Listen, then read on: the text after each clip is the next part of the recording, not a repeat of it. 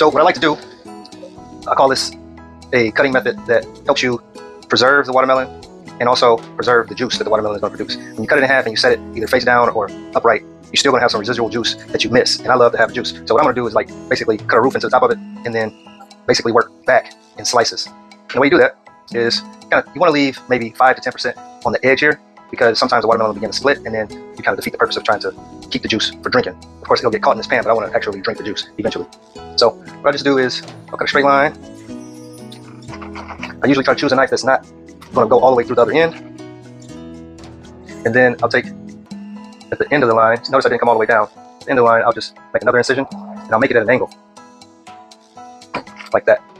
And then I'll come over here, do the same thing, safely of course, make another incision at an angle. And I'll get my first small, it'll be very, very, very small chunk. You won't even be able to tell whether or not it's a sweet watermelon off this little piece. I use the width of the blade as the slice thickness. I just pull that little piece out. You can see it, it's nice and red. It's sweet. It's sweet. It's gonna be a good watermelon. Now, from there, go further, do the same thing. Use the blade as a width, cutting at an angle still. Now I'm gonna just go straight back. Cut straight back, boom, pop that out. There you go. It's sweet. It seemed like it might be a little overripe.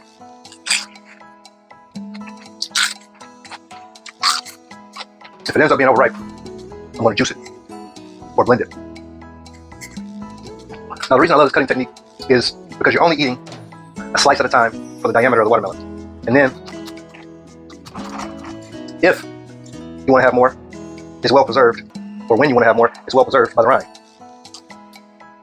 And eventually I'll get to the point where, since this watermelon is overripe, I might not be able to show you, but I'll get to a point where I'll be cutting entire slices out for the entire depth of the watermelon and eating them.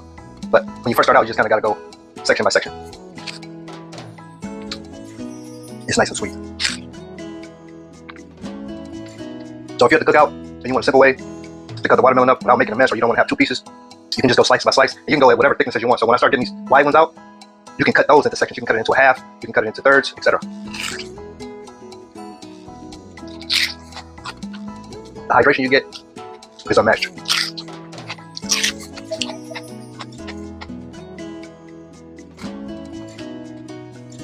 Very good. It is really, really, really, really ripe.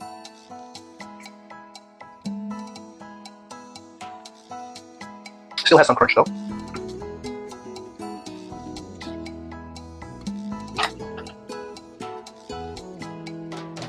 That's good stuff.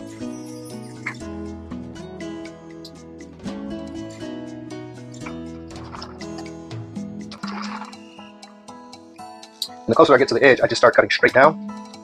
I kind of abandon the angle technique. That way I can get more watermelon meat out.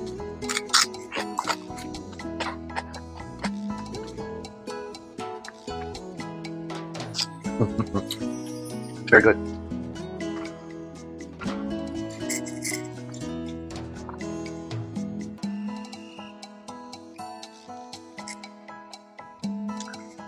So here we go.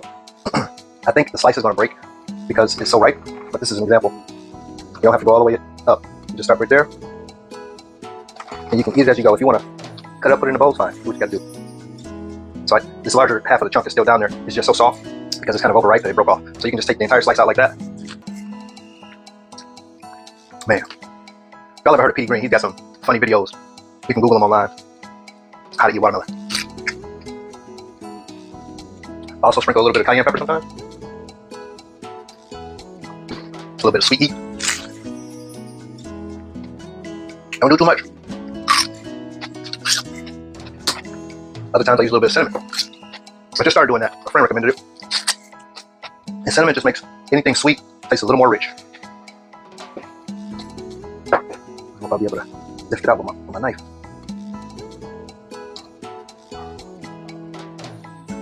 There's the other end of it. Cinnamon.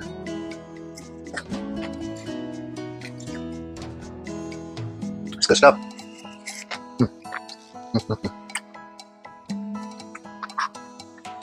Watermelon every day, especially in the summertime, is like a gift from nature. Every day, period.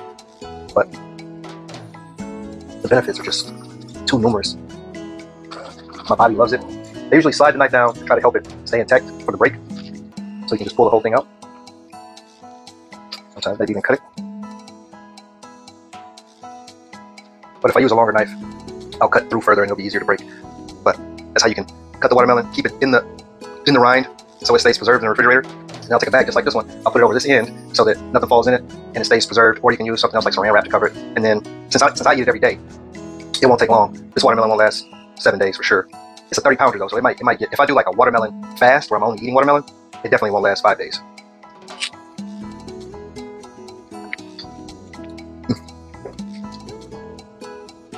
So good.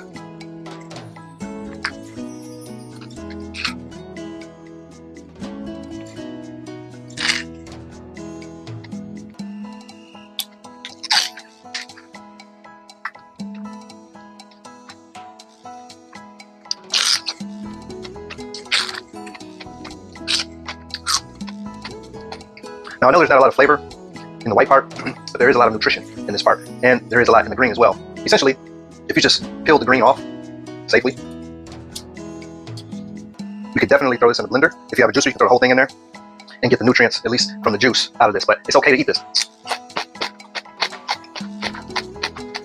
Dull in flavor, but there's a lot of benefit right there in that layer of the watermelon. I mean, it's normal to throw it away, but once you know, it's okay to try to preserve all the nutrition as you can.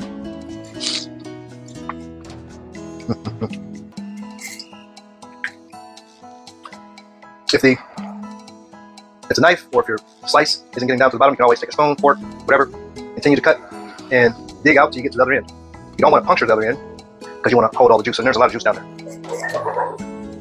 And usually what I'll do is I'll cut a little channel on either side, whichever makes sense, a little V channel, and then rotate the watermelon. You have to kind of do it fast because it'll catch on the edge and then roll up the watermelon, and then, or you can use a larger bowl to catch it. If you're trying to pour the juice into a cup, you can end up making a mess. But if you pour it into a bowl, you probably catch most of it.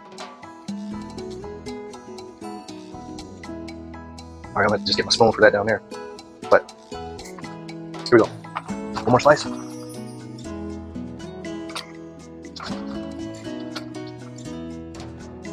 There we have it.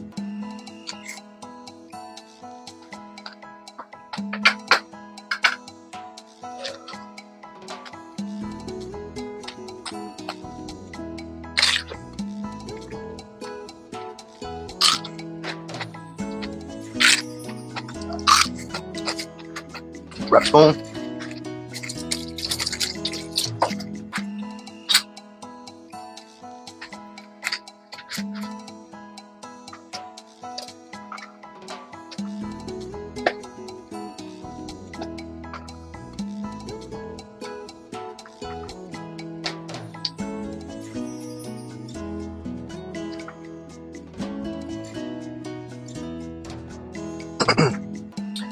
It's so deep. I need a much bigger spoon. Or I need to wait until my channel is wider so I can get my hand down there. But you can also start to get some of the meat out of the side.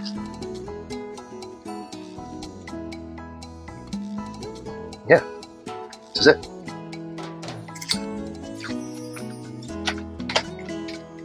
One of the best ways to break a fast. I am feeling full. And this is one, I'm not saying that this is okay to do, but if I'm going to overeat on something, I'd rather it be something that's nutritional.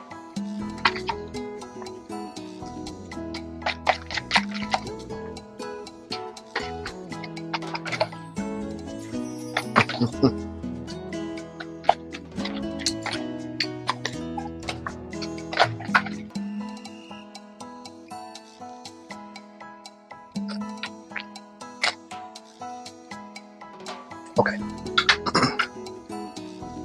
Now for that channel. Let's do this.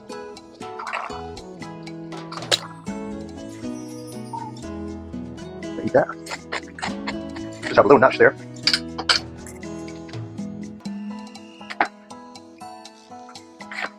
So let's pick the watermelon up and pour the juice out.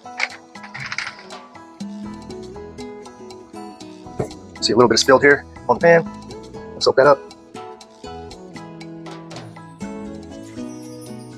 And then as you go, you know, you have a place to just pour the juice out. Now as you get further back here, you're going to want to start pouring from the corner. So you can get it all, as you rotate it. Yeah, the further you cut up the watermelon, you're gonna want to start pouring your juice out from the corner, just to make sure you don't have too much to spill. And this is my genius way of cutting watermelon. Hope you enjoyed it.